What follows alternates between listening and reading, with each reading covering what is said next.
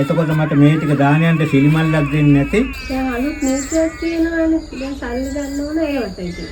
ඒකත් එහෙමද? ඔව්.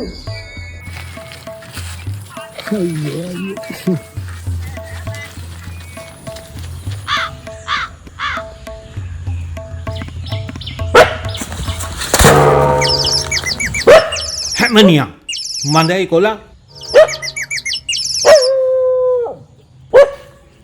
දැන් මේව අහුලන්ට එන්නේ ග්‍රාම සේවකයාගේ අප්පද?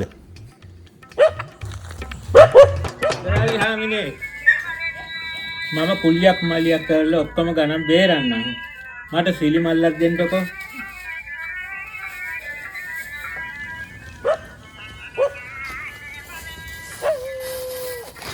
කාරි නෑ. ගෙදර ගිහින් සීනි ටිකයි තේකොළ ටිකයි එකට වෙන් කරගත්තොත් තේ කෝප්පෙට ආයේ සීනි කලවම් කරන්න ඕන වෙන්නේ නෑ නෙවෙයි. පරිප්පු ඇට ටිකයි හාල් ටිකයි වෙන් කරගත්තොත් ඒ දෙකත් එකට උයා ගන්න බැරුවයි.